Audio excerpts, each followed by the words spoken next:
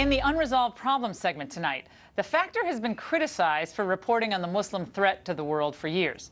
And Congressman Peter King has also taken some heat for holding hearings on the Islamist threat, but the hearings continued this week.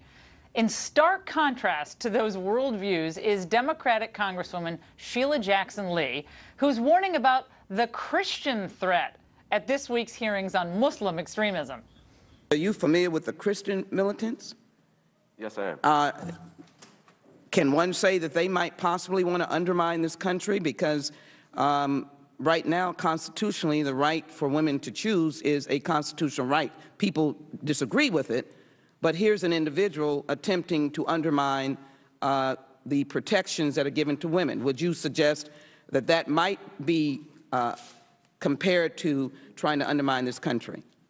That's a possibility, is it not? But what I'm saying is, as we look to be informational, we should include an analysis of how Christian militants or others might bring down the country. We have to look broadly, do we not? I don't know that Christian militants have foreign country backing. Joining us from Portland, Oregon, Harris Zafar.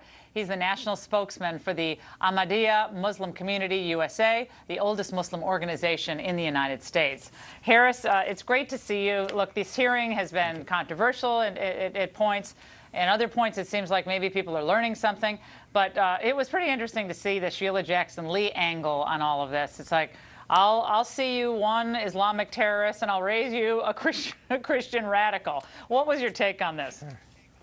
Well, first and foremost, as Muslims who believe in the Messiah, Mirza Ghulam Ahmad of Qadian, we are absolutely in favor of rooting out radicalism and terrorism, and we don't think a hearing can do that. But Congresswoman Lee brought up an interesting fact, which is that she's not warning the world of a Christian threat, but if anything, sitting on the subcommittees for international law, terrorism, and global counterterrorism, she's grounded in the realities of true terrorism. And she brought up an interesting, valid point, which is that there are non-Muslim militant groups out there that undermine authority and also challenge our Constitution. And we can go into the, the tit for tat of, who they are, like, the Hutari radical Christian militia group who tried to kill the law enforcement officials in Detroit, or the radical mother who slit the throats of her own little young girls because she believed in the Herald Camping prophecy. But the real lesson here, Laura, is painting radicalization as almost wholly and entirely Islamic problem is not grounded in realities. And instead of more talk,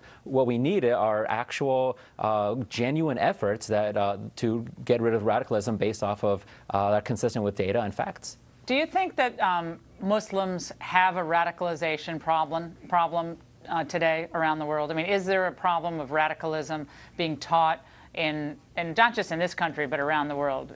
Do you recognize that or no? No, I absolutely recognize that there are the radical fringe out there, and I'd have to be ignorant if I say that that's not out there. There definitely are the minority of the radical fringe that are out there, and we believe that if any imam is espousing such hatred or violence, he should be shut down, especially if he's going to a prison. Well, there's thousands of them around the globe that are espousing all sorts of things, including the killing of Catholic priests while they're doing Mass in Iraq, or the murder of innocent Christians on buses in Egypt, or the evisceration of Christian parishioners throughout the Middle East. I mean, this is happening, and it's real, and it's not about demonizing any one group, but to say at a hearing about a really important issue. And if I were Muslim, I would be like, let's get to the heart of this. Let's have a hearing. Let's learn more.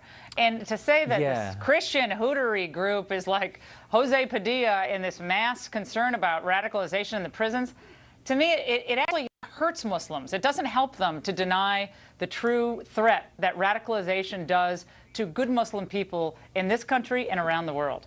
That's my point. Well, the interesting thing is the congressional research showed that out of the 43 attacks done by Muslims in the United States since 9/11, at most 4 were done by those that came out from prison. So the question does become, it's a valid question of 4 instances over a span of 10 years, does that warrant a congressional hearing, especially when it's flawed in the sense that nobody was called from the Federal Bureau of Prisons or the United States Department of Justice, who actually are experts on the real data and who speak to things like I've known, like being actually teaching Islam in prison for the last 6 years. Right. And meeting with these, I know what the realities are, and I think it's been a little more anecdotal and not true data. Mike Downing of the LAPD, Southern California, said that I think he finds about 15 to 20 reports of radicalization, Islamic radicalization, in his prisons over 7 counties every month. So that was his idea on that. But it's great to see you. Mr. Zafar, thanks so much. And straight ahead.